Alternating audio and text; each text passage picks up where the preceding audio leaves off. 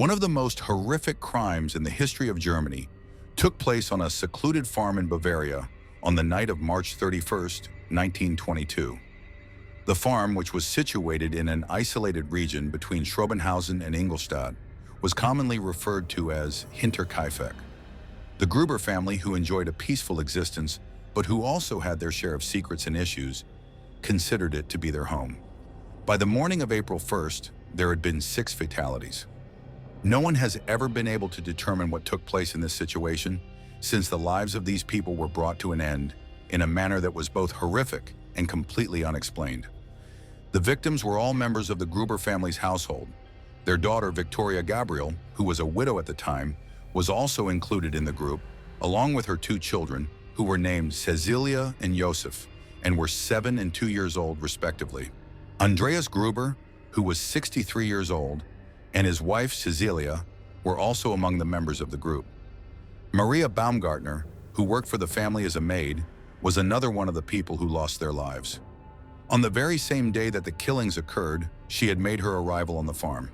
The mattock, which is a tool similar to a pickaxe or hoe and is used by farmers, was in the possession of the murderer. In the barn, the majority of the victims were assaulted, one after the other, in a sequence. It is likely that they were attracted to that location due to sounds or disturbances that were taking place there. The farmhouse was the location where other individuals lost their lives. The victims were discovered in a condition of partial concealment behind a covering of hay. They had been placed into a neat stack. This can be interpreted as an indication that the person who committed the murders planned to make sure that the remains remained hidden after the murders had taken place.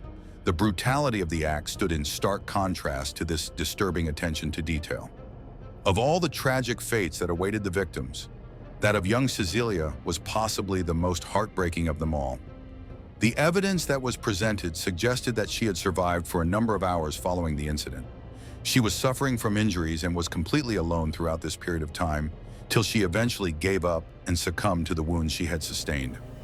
The Hinterkaifeck case is particularly unsettling because of the strange events that happened in the days before the crime was committed. It was just a few days earlier that Andreas Gruber disclosed information to his neighbors regarding a few discoveries that had caused him concern. He had discovered footprints in the snow that went right from the farm to the woodland that was nearby. However, there were no traces that went in the other direction. Throughout the course of the night, the family members were able to hear the sound of footsteps in the attic, but they were unable to provide an explanation for the source of the footfall. A newspaper from Munich was discovered inside of the home, even though none of the members of the household had ever subscribed to it before. The fact that the key to the front door has vanished without a trace is even more disconcerting. It was as a result of these happenings that the notion that someone had already been lurking in or near the farm was instilled in people. Before launching an attack, this mysterious individual may have been living in the attic or spying on the family.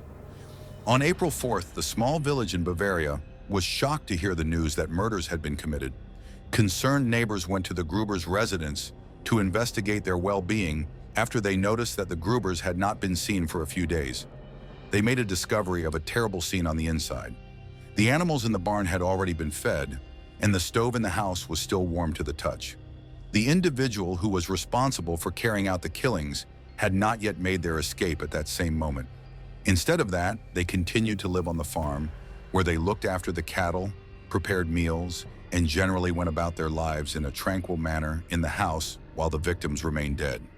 This nasty detail just served to heighten the sensation of anxiety that was already present.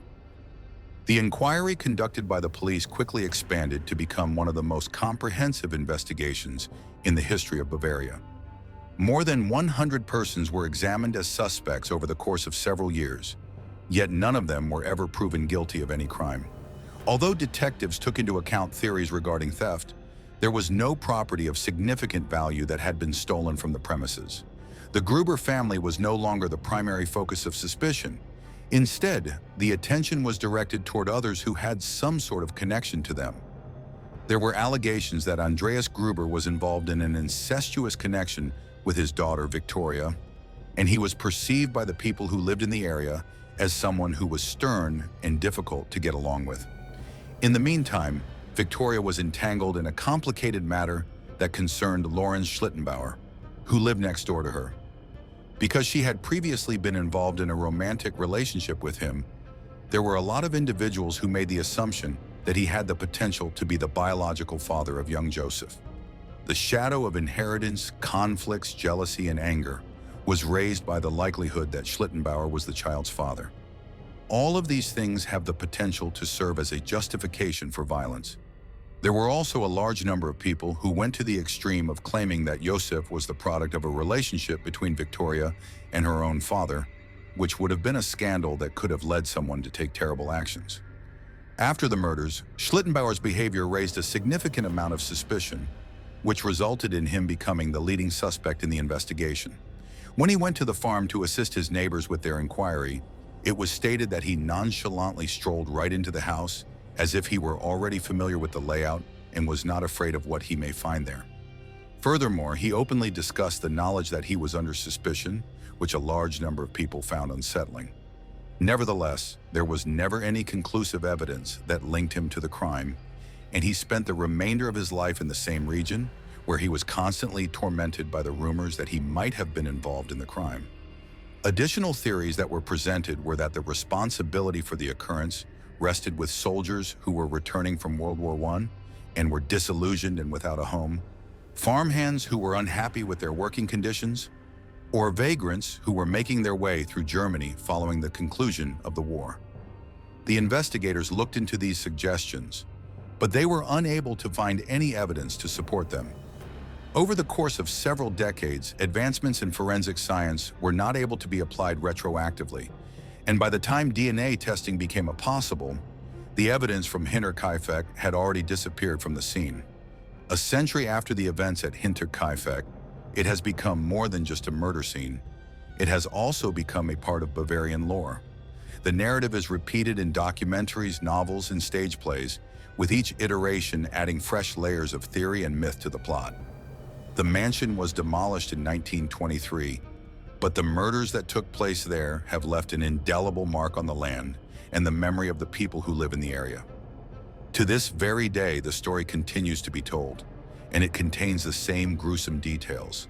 The footprints that are found in the snow, the key that has vanished without a trace, the strange noises that are coming from the attic, the animals that are being cared for by hands that are invisible, and the 6 lives that were taken without any justice being served. It is likely that the reason the case continues to have an effect is that there are still issues that need to be answered. On that chilly evening, there was someone who moved through the snow in a stealthy manner. Who was it? Who was in charge of feeding the animals after the slaughter? In addition, it does not make sense that the killer or murderers would go to such extreme measures to make certain that the bodies were kept out of sight, only to subsequently vanish without leaving behind any clues. The enigma surrounding Hinterkaifeck is one that continues to elude resolution, which has led to the creation of a narrative that is equally terrifying and memorable. It acts as a cautionary tale that even in the most isolated and tranquil areas in the world, there is the possibility for darkness to lurk beneath the surface. Thanks for watching. Don't forget to like and subscribe to our YouTube channel.